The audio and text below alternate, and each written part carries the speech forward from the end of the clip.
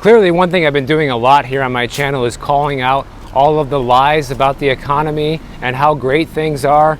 But this one is just unbelievable, guys. The president of the Chicago Federal Reserve, he went on TV a few days ago and basically told people to their faces how well that they're doing, as if this guy has anything to worry about. We've gone over all sorts of things that show you how people are struggling right now with the delinquencies rising on auto loans, credit cards, even mortgages now too. We're also seeing businesses everywhere starting to cut prices left and right. You're seeing promotions come back. You're seeing gimmicks and bargains come back. Different things like this to get people shopping. Here's what this guy, Austin Goolsbee, who's the president of the Federal Reserve Bank of Chicago, told people on TV. He goes, lots of things that were not considered luxuries before now are, because things have gotten expensive.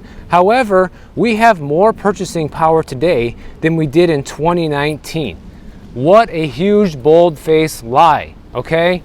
Anybody out there, anybody, tell me that you have more purchasing power today than you did in 2019, guys. This just goes to show you that people at the Fed are either lying, are stupid, or both, because they don't realize that inflation makes it so that your purchasing power goes down and gets weaker, not better. But you have guys like this who literally are the president of the Chicago Fed telling you that your purchasing power has went up over the past 5 years. Well, how?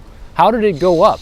Because the only way it could have gone up is if wages outpaced inflation, which it clearly has not. We have talked about this several times in the past few videos. You know, Zillow is not a government agency, guys. Zillow is a private corporation that tracks housing data throughout the United States. And I'm not saying that these guys are angels and saints and have never given us some data to scratch your head about, but their recent data shows that the wages have not kept up with the rent growth.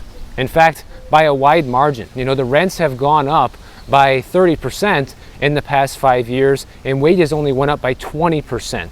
So that is not a Fed marker. That's not a government statistic. That is a statistic, data found from a private organization that clearly proves that wages have not kept up with inflation. But yet you have guys like this that work at the Fed, not just work at the Fed, but are president of the Chicago Fed, saying that your purchasing power has gone up.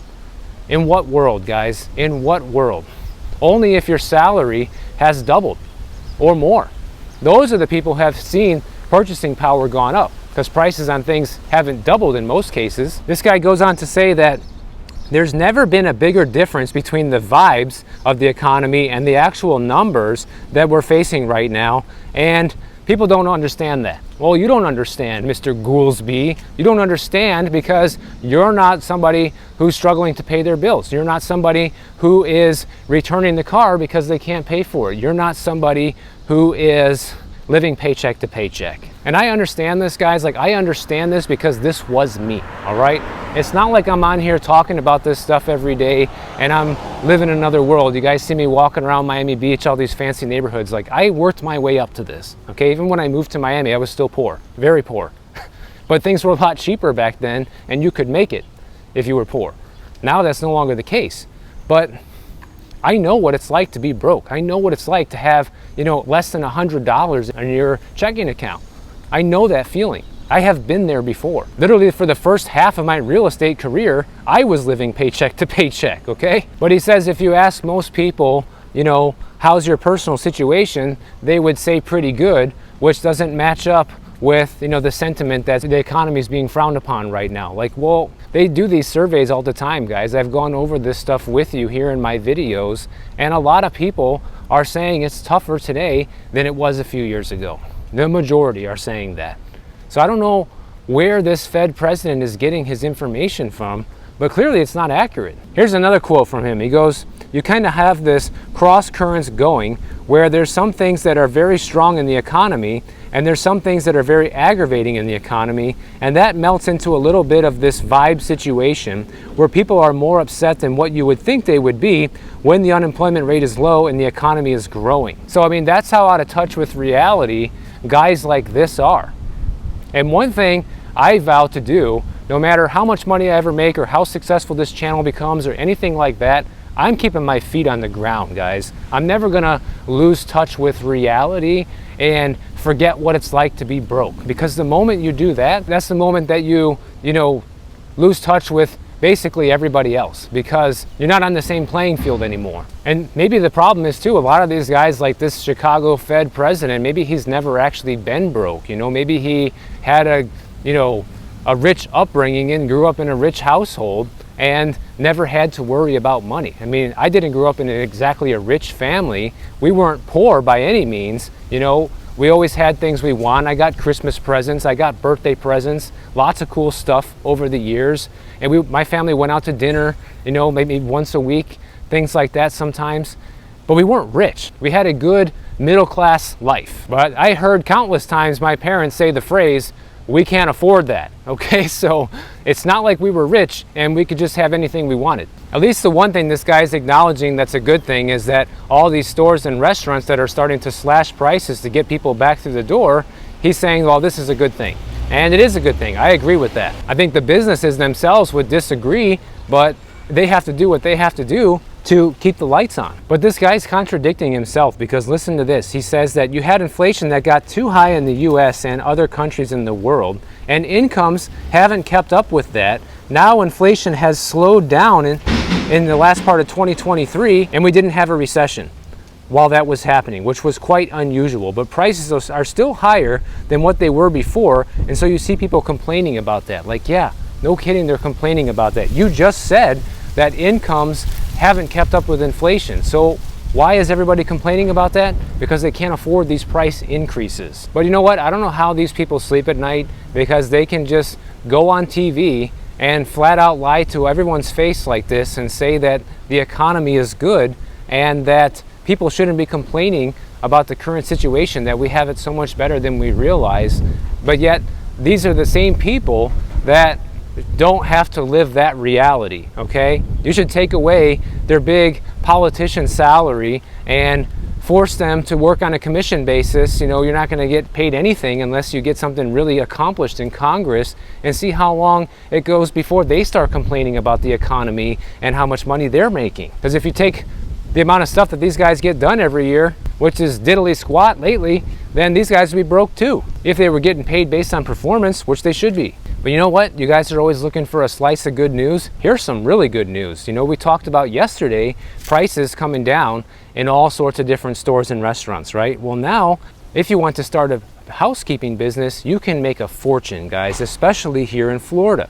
Because right now, in Palm Beach, Florida, which is up where Mar-a-Lago and Donald Trump live, you can make about $150,000 a year running a housekeeping company. It's just by yourself. You can be, solopreneur here. You don't need to have employees or anything fancy. You can do this on your own. They're saying what has happened is the mass wealth migration from New York to Florida and other high tax states to big expensive areas like this has created a record amount of demand for household staff. There's even big demand for butlers, as well as nannies, personal chefs, chauffeurs, and personal security, guys. So this is a major opportunity right now where you could, be living the dream, so to speak, down here in Florida, if it's something that you've always wanted to do, and come down here and cater to these elites that have the money to blow on these personal services. And just like everything else, the reason why they can command such a high price right now is because there is a big shortage of housekeepers. You also have the big resorts and hotels and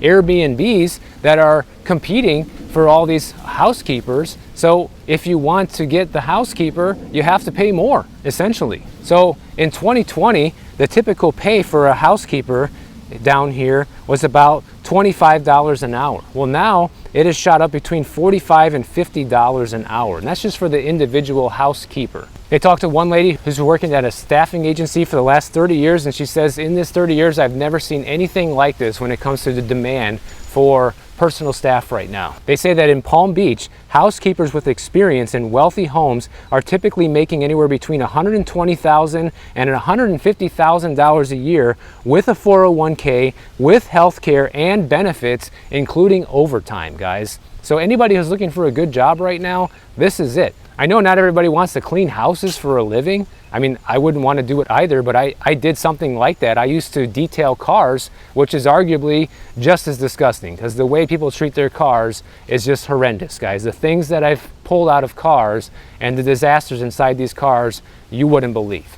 But I did it, okay? And it didn't pay well on top of that. But if I knew I could make 150 grand a year detailing cars or cleaning people's houses, I would do it. You know, people like to complain that they don't have opportunities and you know, there's no way to make a good amount of money these days. Well, that's far beyond the average household income, guys. I mean, median household income. The median household income in the US is about 75 grand a year.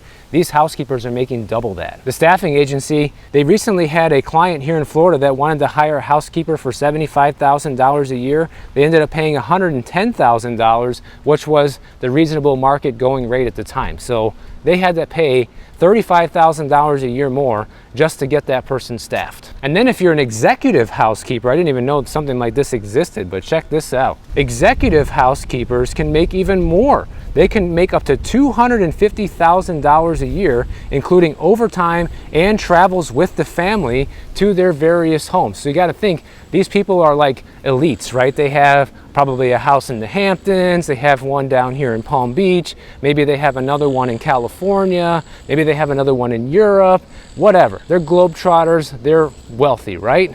And they just float around, and you can just float around with them making $250K a year, telling the other housekeepers what to do. I mean, if that's not a golden opportunity, guys, I don't know what is. I mean, these housekeepers are making more than most doctors and lawyers make. 250 grand a year is a lot of money. And then you have a lot of these rich people that don't want to pay this, right? And then they try to go around it. They try hiring, you know, the cheap help. And then within a few months, they come back to the staffing agency saying, no, we need somebody better. So they hire somebody better, and they're willing to pay after getting burned with, you know, paying the cheaper rates.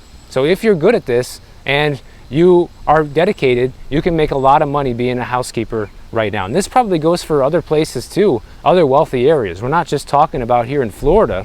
This is out of Florida, this story, but this applies anywhere. They say that some of the skills that some of these high-end housekeepers need to have are things like being able to move quietly and unnoticed throughout the house, how to carefully clean antiques, flatware, and fine art, and how to properly wash and press linens. The lady at the staffing agency said she would even like to start a school teaching people how to do this so they can recruit and groom housekeepers for this type of job, but she can't because she's too busy looking for housekeepers to do the job.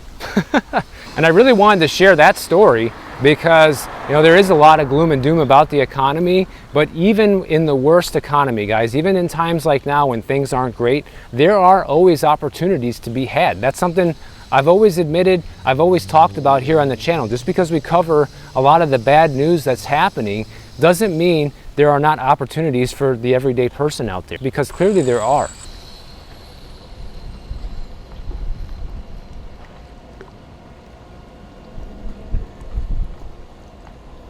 You know, last week I shared a story with you guys talking about how the USDA is going to be increasing the seller contribution limits by 6%, coincidence, coincidence, wink, wink, so that way the buyers of these USDA properties can afford to pay their real estate agent the commission once this commission lawsuit is finalized in July, and buyers have to start paying their own real estate agents if the seller's not offering compensation, okay?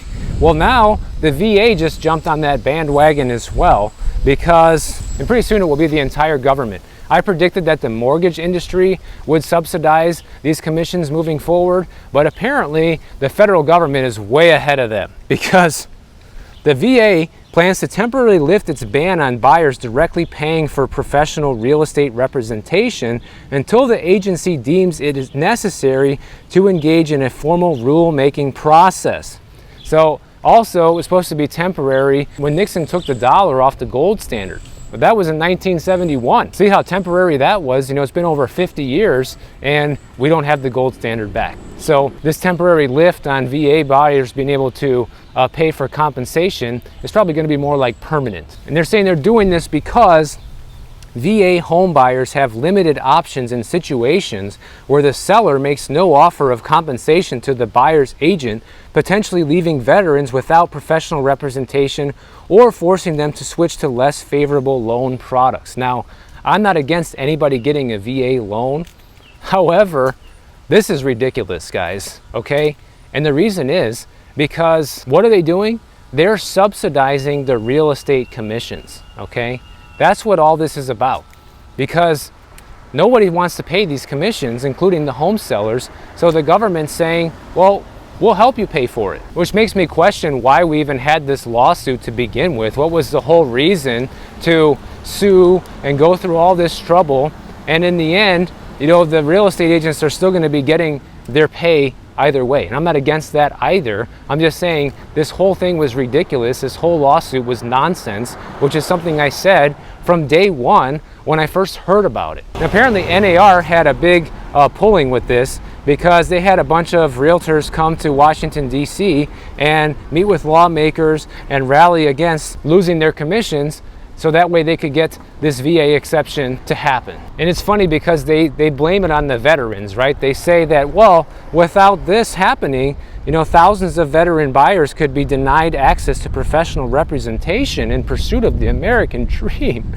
I'm shedding a tear as I think about this. No, what's going to happen is the buyer's agent will be the one who's SOL, because they will be the one left without getting a commission. That's what they're really concerned about here, guys. That's what this is about. It's not about veterans. It's about realtors keeping their pay the same. I'm not against it, guys. I've made money off of being a real estate agent. I still do for many of the referrals. So by the way, if you need a referral, I have that down in the description. If you need a real estate agent, I can set you up with somebody anywhere in the country. It's a completely free service available to you. And if you use it, I will make a small piece of the commission from that. So I'm not against real estate agents getting paid. I'm against all of the nonsense, you know, this huge lawsuit going back and forth for nothing. And I'm also against the government coming to the rescue on everything. It's like they have this mission now where they can't let a single sector of the economy show any sign of weakness or distress, guys. Oh, the realtors are gonna have trouble